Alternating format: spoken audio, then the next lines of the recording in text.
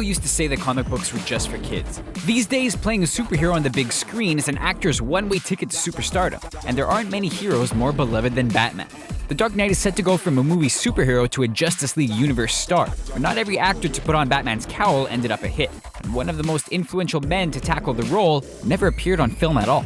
Everyone has their favorites, so make sure you let us know yours in the comments below. Here is Screen Rant's look at Batman, the actors who played him best. Prepare Batcopter for immediate takeoff. Adam West. Not every version of Bruce Wayne is shrouded in darkness. In fact, Adam West's starring role in the original 1960s Batman TV show wasn't just campy, it was more profitable and popular than even modern superhero films could hope for. After comics declined during the 1950s, West's Technicolor take on the hero had entire families glued to their TV sets. Parents watched the insane hijinks of West's Caped Crusader and the zany villains with a smirk. The kids, on the other hand, took every threat and villain completely seriously, just like the show's hero. In a time when superheroes were anything but cool, West was able to take part in absurd storylines without being in on the joke himself, and the fans loved him for it. Lots of modern comedy stars could learn a lesson from that. Michael Keaton. 2 decades after West hung up the cape, comic fans thought Tim Burton and Michael Keaton were giving them another dose of camp with 1989's Batman. Instead, they created a version of Batman who was funny and terrifying. Even if he was better known for his comedy chops, Keaton perfectly captured the tortured, isolated side of Bruce Wayne, but was playful enough to make the movie fun, not grim. Jack Nicholson's Joker gave him a towering villain to match, and even without Robin by his side, Keaton was the first actor to win a Bat sequel. Comic fans had sent 50,000 protest letters to the studio when he was cast, but it was Keaton who got the last laugh. He'll be remembered as the definitive Batman for entire generations. Val Kilmer. Burton and Keaton were impossible acts to follow, but director Joel Schumacher and star Val Kilmer tried their best. With Batman Forever, most of the twisted humor turned into out-of-place, cheesy gags, and most fans gave up hope after one look at the Batsuit's new nipples. Kilmer apparently butted heads with the crew and the director on set, but critics agreed that his playboy persona as Bruce Wayne was convincing. In fact, Batman creator Bob Kane said Kilmer was the closest he'd seen any actor come to his own idea of the hero.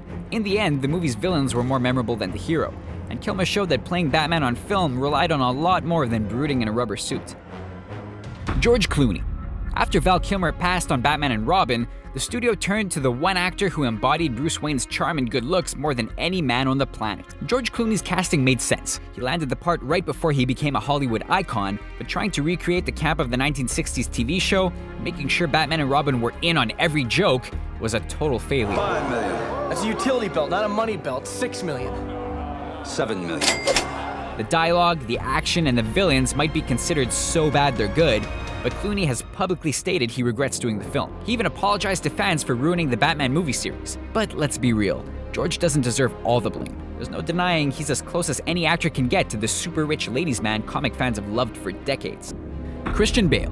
By 2005, comic fans and movie audiences everywhere wanted to see Batman taken seriously. Christopher Nolan's Batman Begins introduced a darker, more realistic version of Bruce Wayne than any we'd seen before, and Christian Bale was the only man able to bring the character to life. Bale trained in martial arts and packed on muscle to make sure he looked the part of a superhero, and tapped into a darker, angrier side for the hero that no other actor ever tried to touch. He still had a sense of humor, but it was the drama and tension that helped the sequel cross the $1 billion mark at the box office. Fans can debate the tone, the villains, and Bale's one-of-a-kind bat voice, but the actor's trilogy of performances mean for millions of fans, he'll always be the Batman.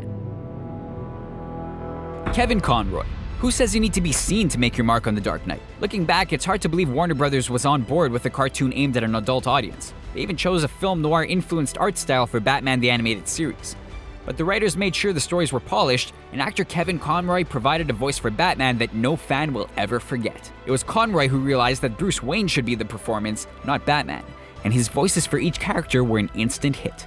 The actor became the go-to voice for Batman in animated TV, movies, and the award-winning Arkham game series. To this day, the cartoon is hailed as one of the greatest Batman properties ever created. And with more than 2 decades voicing the hero, it's safe to say Conroy's place in Batman history is guaranteed.